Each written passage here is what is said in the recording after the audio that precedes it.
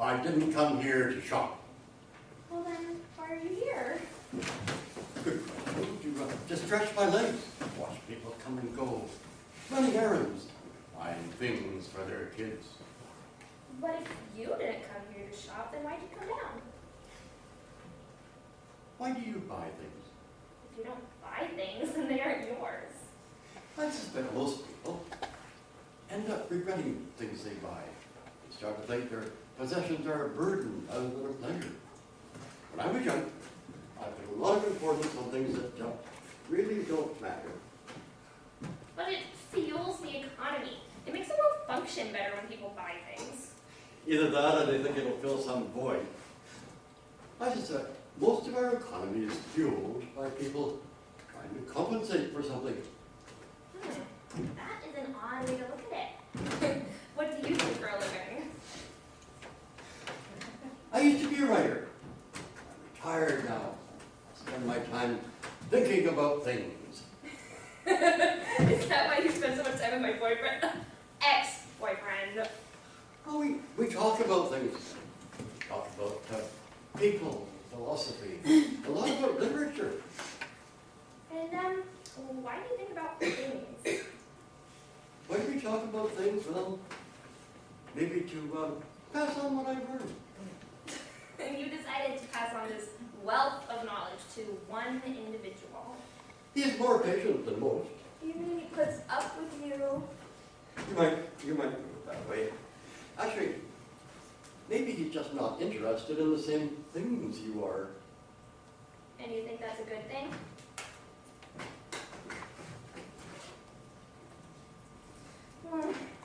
He's always talking about, like, philosophical stuff, and I can't really talk to him about that. He knows more than I do. Maybe you should start reading.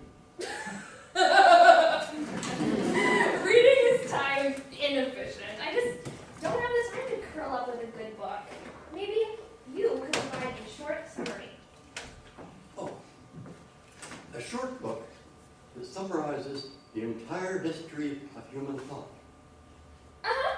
I could take the time to read it if it were a short book or a web page. I don't believe anyone has ever written a brief synopsis. Well, maybe that could be a retirement project for you. I have not publishing experience. I'm too old. Or just lazy. Come on, think about it. Everyone's always going about their day, just doing their own thing, and then every once in a while, someone stops and asks, "What is the point of it all?" And everything grinds to a halt, and your book could prevent that. It could simplify everything. I think most books are written to simplify things. Maybe we should should start reading books that make things more complicated. What good would that do? Keep people thinking. I think thinking is overrated.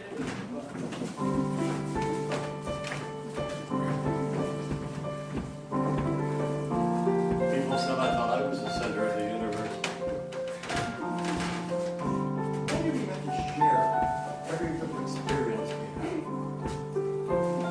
Surely our sensations should be every bit as private as our feelings. They make up an existence that takes place within a closed sphere, a private existence. The hustle and bustle of the marketplace doesn't change that. We still experience everything ourselves, inward. People need to think about that. They need to be aware. Buying things doesn't change that. Owning things doesn't change it. I'm not sure doing things even changes it.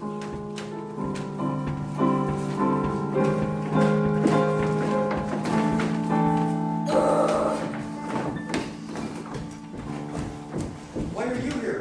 It's Saturday. You come downtown every Saturday Yes, well, I try to. to go shopping. I hate shopping. Then why come all the way downtown? Coffee. But you have coffee at home. Maybe I should have said coffee shops. You do a tour of the coffee shop every Saturday. Well, sometimes for variety, I'll do them in opposite order. You must like coffee shops. Well, they're one of humanity's greatest inventions. People are generally happy. You can talk to them. They serve coffee. There's an interesting take on technology. I think I've matured in my view. Or possibly become less mature. Wait a minute, you know, when I was younger, I thought that nuclear power and the space program were our greatest achievements. But then later I realized nuclear power just means nuclear weapons, which do nothing but kill people and give children nightmares. Space program's not that bad, I guess, but I doubt it's ever made anyone as happy as flowers, food, wine, conversation. Maybe you are becoming wiser, not just more childlike. But tell me, what do you think about obligations? Well, there are really only three. Just three. One to the past, one to the present, one to the future. You might want to explain that a bit. Okay. We've got an obligation to what we've learned and what we've been told. Our obligation to the present is to remember that we're living here and now with these people in this society. And the future? But life goes on, even if we don't. Have you ever been in love? No. No. I generally feel out of love most of the time. What about the women you see? Well, one's an ex. And the other one, well, most of the time we're just friends. Oh, well. I gotta get going. Are you trying to break last week's record? No, I have a coffee date.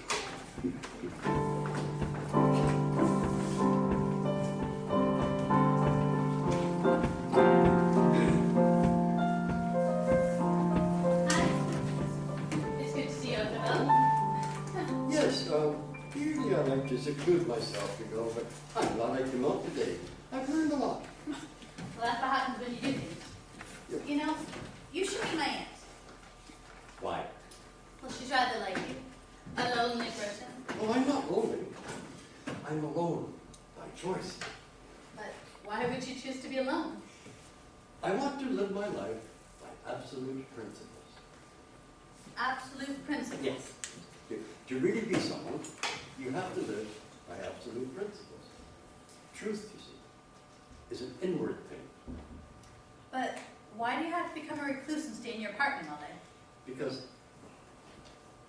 you can't be yourself in public.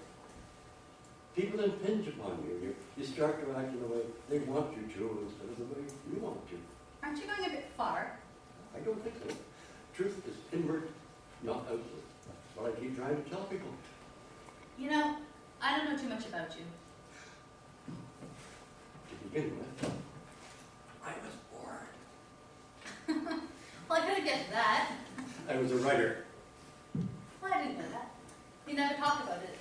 At least not to me. Never seemed important. Well, have you ever been in love?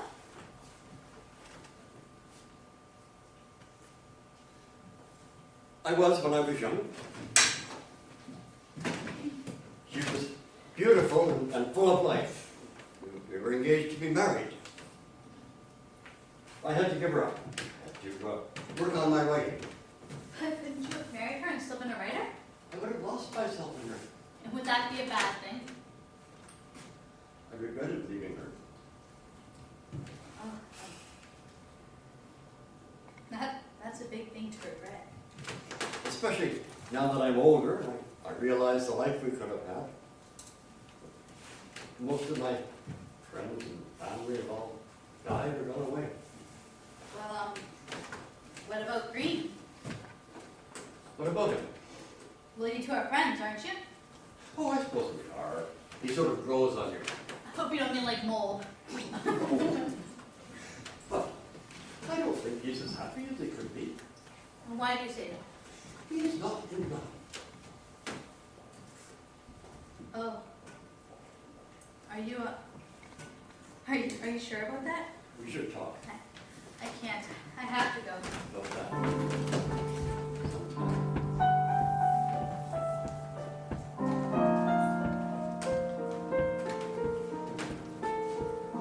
Maybe the most living part of the world is the part we share with other people.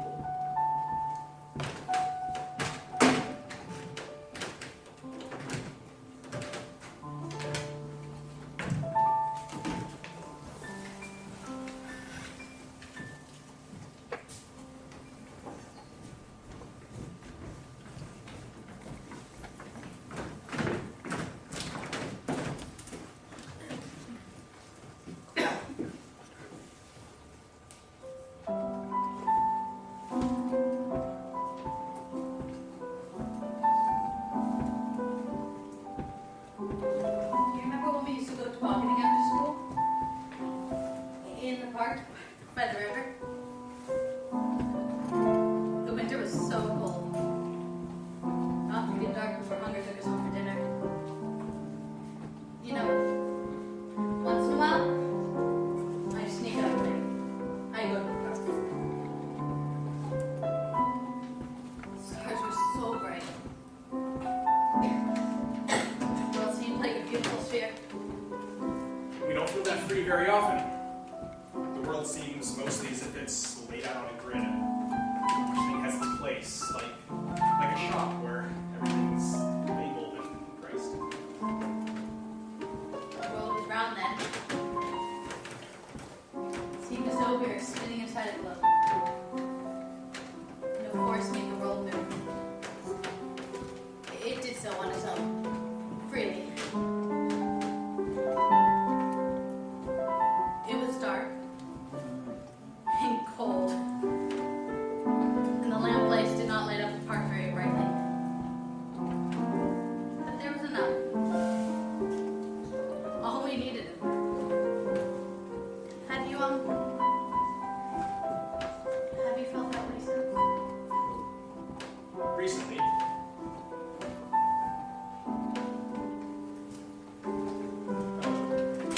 we were going to the movies, and the sun was setting. We were walking up the hill. It looked as though we were walking into the sun. I tipped my hat, and my eyes were in the shadow of the brim. You were standing next to me. You had your hand over your eyes, and you were touching my shoulder. It was the first time I felt like I was part of the city. Generally, I feel like I'm just stopping for supplies. You were telling me about your day at work, and I'll be honest, I don't remember what you were saying, but it was as though I'd been hypnotized. I don't remember if it was the sun or the walk or just the sound of your voice. Do you remember when I was sick and I had a fever? I was at work, and you called me when your fever broke down.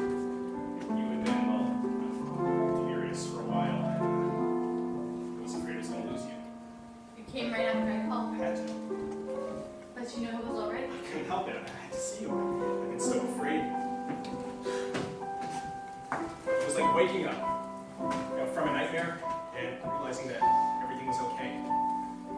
My fears had left me, and I had to see you to make sure it was real. I never knew why you came by that day.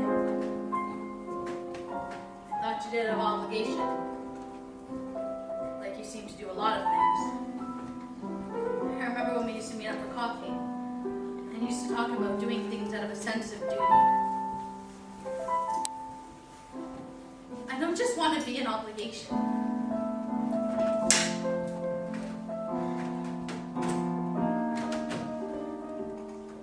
It wasn't out of obligation. I couldn't stay away. You know, we went to the farm.